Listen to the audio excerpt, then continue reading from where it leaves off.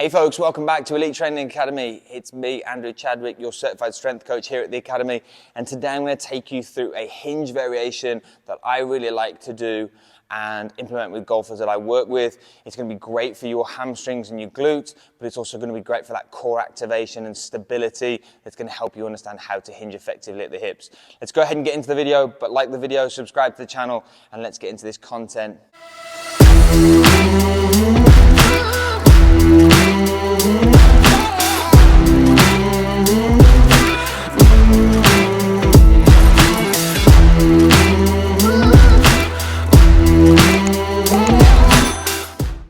So last week we looked at a squat variation for golf. This week I want to look at a hinge variation for golf that is really, really good for people. And again, it's a lot to do with that anterior-posterior kind of combination and the ability to pair them and challenge them independently whilst doing the same movement. And so what I mean by that is, what I'm going to do here is a goblet position with a good morning attached to it. And so all of a sudden it forces me to have to stabilize through the front side of my body from the hips up while I'm targeting the lower portion of my body as I hinge on the hips. So getting into the movement. What I'm going to do here, take a kettlebell or a dumbbell, whatever you have access to. It can even be a barbell here. And so holding the implement in front of you, you can do this with a barbell in like a Zercher squat position or a Zercher position.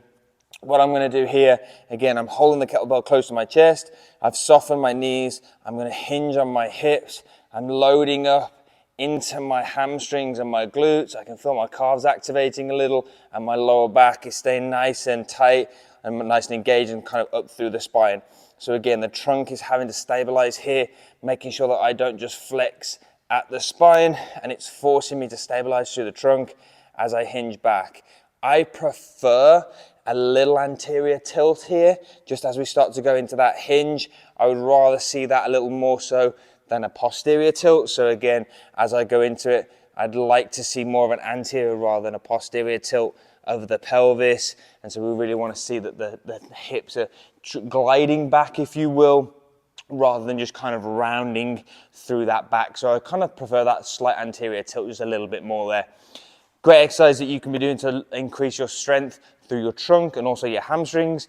It may be one of those that as you start to get heavier and heavier, obviously the weight in front of you becomes a problem. So that's where you may switch to a good morning with the bar across the shoulders. You may switch to more of an RDL where the weight is still in front of you, but it's not held up in front. And then from there, you can obviously progress to maybe a deadlift variation that's going to challenge you a little bit differently and maybe kind of start to increase more of the musculature involved. Great variation for golf though. So go ahead and start implementing this into your workout if you're not. This can be a great part of your warm-up routine as well if it's something that you're starting off that's pretty light. Get the hamstrings, glutes, core engaged, and you're actually going to feel that you're pretty warm for your workout. All right, there you have it. That's this week's video. I hope you enjoyed that. Go ahead and like the video, subscribe to the channel.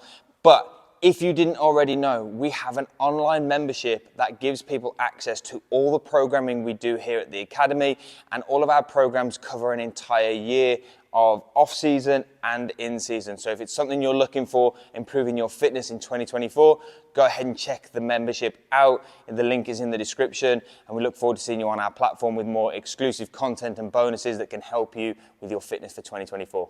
Take care.